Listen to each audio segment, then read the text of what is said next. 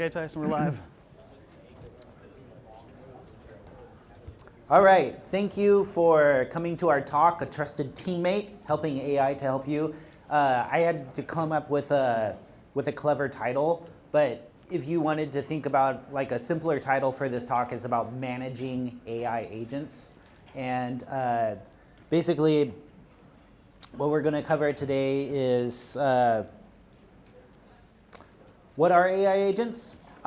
Thinking about routine and strategic cybersecurity tasks, and then also how you should be thinking about AI agents. You know, they're a productivity tool and things that are going to help you to be more effective. Again, like helping AI to help you, and then things that you should be preparing for the future. So it's a pretty short talk. 25 minutes. We'll try to make time for Q&A. First, before we get to that, a little bit about us. My name is Tyson Bsides. Hey, Jeff. I grew up in Auburn. Is anybody else from the 253? Yes. Okay. Yeah. Gotta represent 253. I did have a job in IT at some point. I was in the computer lab at the University of Washington. But yeah, today I work at Dropzone AI. It's a cybersecurity AI company with Bri. I've been working with Bri for over a decade. You want to introduce yourself? Yeah, my name is Bri Hatch. Not sure if this is on. Yeah, I'll just talk loudly if it doesn't seem to be working. It's working. It is working. Great. I'm Bri Hatch. I started way back when in the days of command line and exclusively command line. My security career pretty much started when they kicked me off the computer systems for hacking and then hired me for my security skills. After that, I was working contracting, pen testing, took a stint at Google as SRE, where I sneakily embedded some Easter eggs inside all the HTTP headers of very high QPS services. And now I'm here at one of the founding engineers at Dropzone as well with Tyson again. Cool. So just to level set, how many people feel like 90% confident of what we're talking about when we say like AI agents? Can I see a show of hands? What about like 50%? Okay, so you guys are AI agents. What we're talking about today is not like AGI or just AI super intelligence. We're just talking about tools. Okay, they're productivity tools. What's interesting about AI agents is that they use LLM technology, and what LLM technology brings to the table is the ability to quote unquote reason. So it can do things, automate tasks that weren't previously able to be automated, sort of like tasks that require some reasoning capabilities. Now, there are a lot of drawbacks to LLMs, and there's a lot of reasons to be, ambivalent, about the impact and uncertain. But they can help you quite a bit. The difference between an AI agent and just like a chatbot or just like an LLM is that it's autonomous. Okay, it's using LLM technology in the back end, but it's chaining them together it's breaking up a large task into smaller discrete tasks and then able to do some pretty interesting stuff. They don't have contextual knowledge and they can make mistakes. It's not a deterministic system where you enter in one value and you're going to get another predetermined, something you can anticipate coming out the other end. But yeah, it's like, look, Ma, no hands. They just work on their own. They don't need you to be there to be pressing the button and stuff. You just kind of like tell it, hey, this is the thing I want you to do, and it's going to go and do that thing. When it comes, AI agents are going to impact every white-collar job. They're going to impact every knowledge worker job, including cybersecurity. So what we are showing here on this slide is the types of cybersecurity tasks that are routine and repetitive and probably not what you got into the field to just do all the time. And then there's strategic and high value tasks that actually make you very valuable to your organization. Okay, so talking about, I don't know, Bri, do you want to, like, which of these do you not like doing, and which of these do you actually like doing? Yeah, so the things I really don't find bring me joy are the dunking bird things. Oh, look, it's an alert, it's boring. It's alert, it's boring. It's alert, it's boring. All those things that I feel like I should be able to write playbooks that can easily run this through. Anything where I could say, hey, intern, you came off the street. I've given you a little bit of instruction, but doesn't require somebody with good thinking skills. The difference is when, let's say, you find an alert that's real and it's actionable. Everyone wants to jump in. Everyone wants to look at the thing because it's new, or maybe because it's a high value thing. We got an alert about somebody's laptop is definitely running malware. Maybe you should check out that it was the CEO who's giving a presentation in front of the board before you just manually turn it off. That could be a little bit of a career limiting move for you. That's one of those things where you don't trust the person off the street. You can decide, how am I going to tackle this more interesting and more fun? I like seeing things that are actionable, that are valuable. I like problems, not because I like having things to solve, but because I like to use my brain. And so there's so much out there right now that is trivial, that should be automatable. Yeah.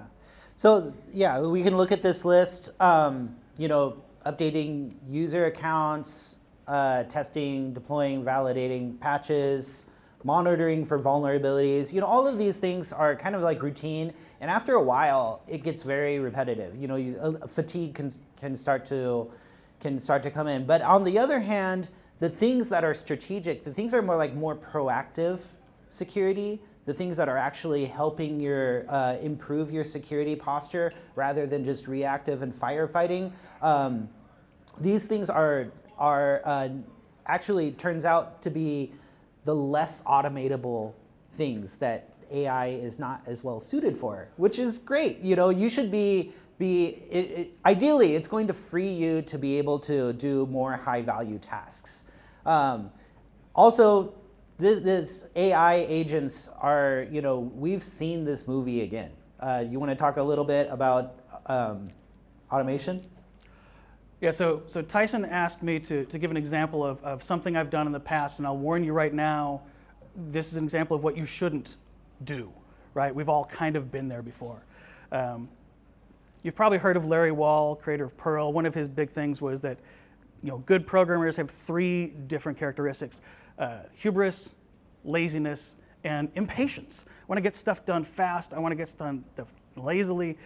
Laziness might mean doing a whole lot of work to automate a task that only takes up a little bit of time, but it takes up that time day after day after day after day. You want to do something that makes it easier for you to have systems work for you rather than you're working for the systems. So decades back, I had the Unix side of a house, and there was a Windows side of the house, and everyone's heard of Patch Tuesday in this room, I assume. So every month. We're at Microsoft. Probably been a thing. And so my work was to upgrade all the the Unix machines. They upgrade all the Windows machines, and they had the team of 10, and I had the team of me.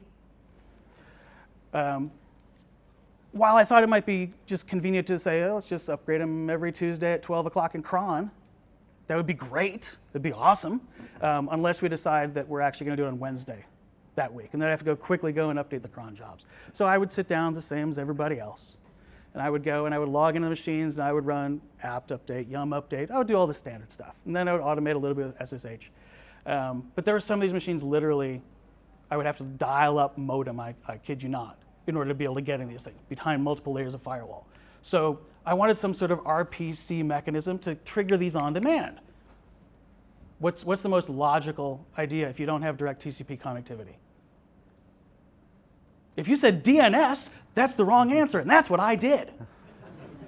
Why not? It goes through all the firewalls. It's always available. It can be retried, and so I wrote a cron job that would go and check for a DNS record based on my host name. It would go up to a DNS server of my choosing, and when that record was ready, it would say, oh, it's time to update. Do it all itself, and when it's done, it has to, of course, report back, so I needed a reliable mechanism that goes through all the firewalls, so use DNS. And so there's a DNS reporting back mechanism. If anyone is shaking their heads thinking this is a horrible idea, congratulations, you're in the right room, that's the right answer. But again, laziness, automation, and the wrong amount of hubris. These are the kind of things you do when you're early in your career and prioritize exciting, fun, ingenious. No one else has thought about it. Maybe they thought about it and realized it was a bad idea. But these are the kind of things that you do when you're early on. But again, that patching process was not something that sparked joy for you. The patching was not. Writing something cool that did it for me, and I could sit back and say, oh yeah, I'm working. Play Doom, play Doom, play Doom. Nope, totally working on upgrading everybody. How you doing, Windows team? Different levels of effort once the kickoff happened. Ideally, you are going to be to a point where you are thinking about AI in this way. It's going to automate the boring stuff. It's going to automate things that you don't want to be doing. It's going to require some specific skills, which is kind of the meat of what we're presenting today. Because they're not deterministic systems where you enter in a value and you get something expected out, you actually need to think about these differently than you do normal software applications. It's helpful to think about them as a new hire on your team. I'm not trying to anthropomorphize these like they're human or they have consciousness or anything. It's just the behavior of the system, and it will help you to interact with the system more effectively. So what do I mean by this? You need to onboard these AI agents. We're talking about commercial off-the-shelf AI agents that primarily, but you could build them as well. It would just require a lot more management and stuff. But like Microsoft a couple weeks ago announced their AI agents, and last week Google Security announced their AI agents as well. And then ServiceNow is doing AI agents, not in cybersecurity, but these things are coming. And then you have a whole bunch of vertical specific to cybersecurity AI agents, like what DropZone is doing, tackling different parts. Application security, alert triage, pen testing. There's a lot of startups out there that are creating AI agents. And what you need to do is you need to onboard these. They're going to work out of the box just like a new hire on your team will be able to do some things out of the box. They say they graduated with a 4-year degree and they have some certs. They know how to do certain things, but they don't know the specifics of your organization. They don't know the IP ranges that are used for test and development. They don't know that Joe that sits over there sometimes does security testing on his machine, and that's okay. So they don't know these things, so you need to onboard them the same way that you would with a new hire. Give them access to internal wikis.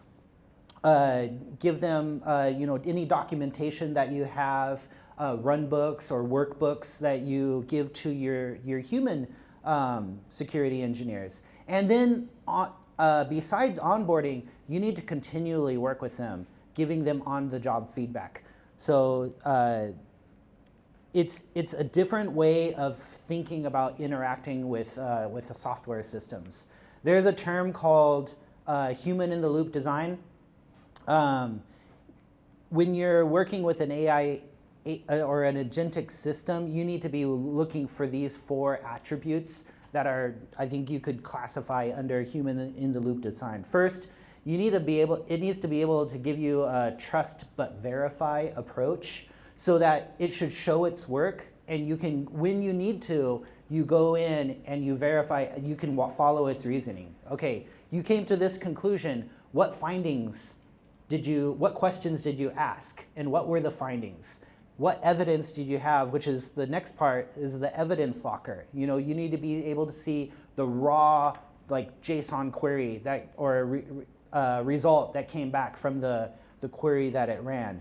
And then you should be able to give it easy natural language feedback. We're not talking, you shouldn't have to go in and manage the prompt logic and inspect that team, you should be able to just talk to it like, hey, Joe sometimes does computer security testing. That's okay. That's expected. Or we have these regular batch jobs that run at these periodic, times.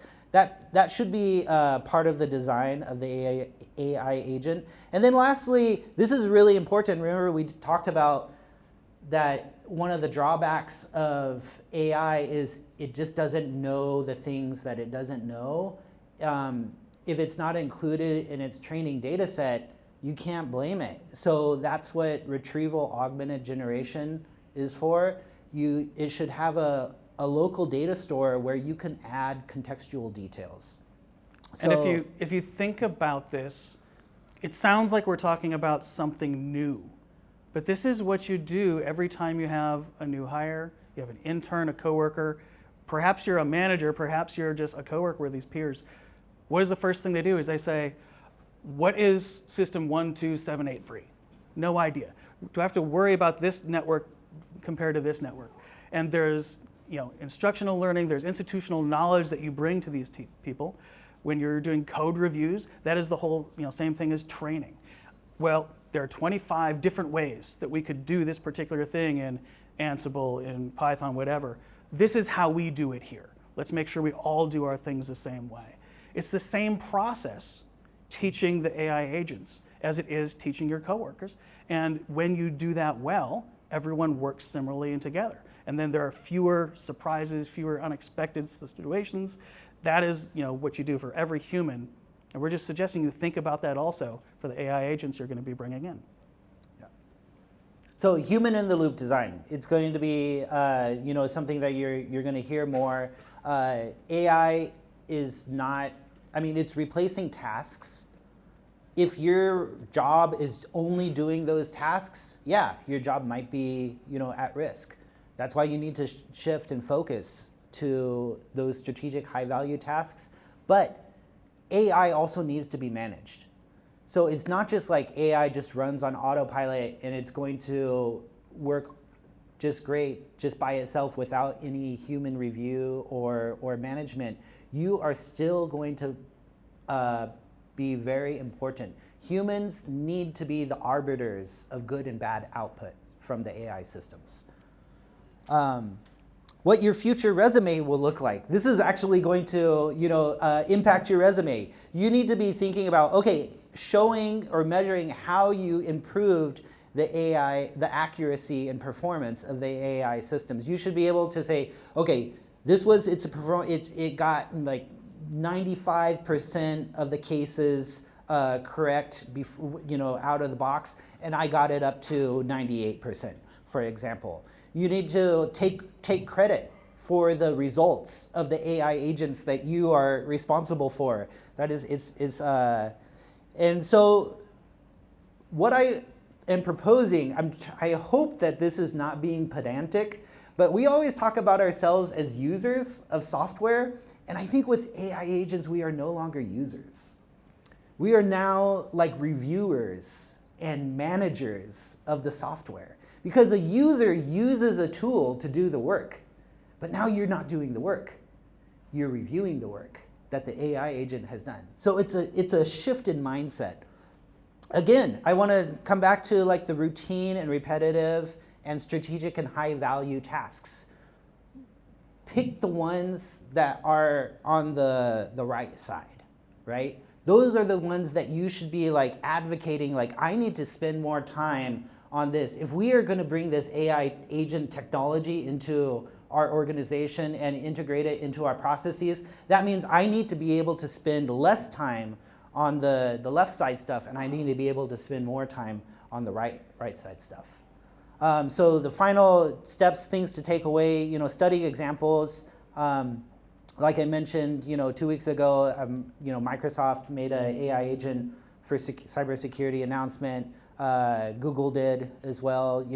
On the non-cybersecurity, Salesforce and ServiceNow are doing a lot. And then there are all these vertical specific AI agents. Experiment with GTPs, building your own GTPs, and just learning concepts like InShot, giving it examples retrieval augmented generation, chain of thought. Not that you have to build these things, but they're helpful for you to kind of manage these AI agents better because you kind of know how they work or how they behave. Yeah, anything you wanted to add? No, I think it's a good time for Q&A. The question was about how specific, like, does it need to get to the task that you're trying to train it to do? What I'm talking about is kind of like commercial off-the-shelf stuff. These should be AI agents that are built to do a specific thing, like automated pen testing or alert triage or prioritizing application vulnerabilities. So that's kind of the vendor stuff. But it's the same with any vendor. They have to build their solution to meet all of their customer base. But each customer is going to have some knobs and dials to dial it in for their particular organization. And that's where the human in the loop design is going to be super important. Yes, sir? What's the advisability of using AI to generate some of these processes for the AI agent? So Yeah. we have a ton of process. We want to be able to take that process and identify where we can use agents appropriately for that. But if using AI to generate process for an AI. Yeah. Yeah, you kind of like, how should I be interacting with you? Like, can you create a good prompt for this? Yeah. Yeah, totally. I think using AI to help you use AI also works. So, yes, sir? Have you guys been using or baking in model context protocol sort of features into the agents that you're developing, like so that they can use the tools that are Yeah. to go through the process with? Model context. I know that at least for our company, our solution, we do give it skills. So it has like skills modules, and those can so it's kind of an agentic system. It's not just one LLM. It's kind of like first it like comes in as a planner, and then it decomposes that task, and then it calls the different guys who knows how to do the different things, and then yeah. Yeah, I would say the answer is similar to the previous one, and that is, if it's working well, then yes. You know, how much should we do before we start training it? As much and no more. Think back to the keynote on risk. You know, do what you need and don't go further than that. And we're getting the 0 minutes mark out here. Thank you, Jesse. Thank you, everybody, Thank you, for everybody. taking our talk. Really appreciate it.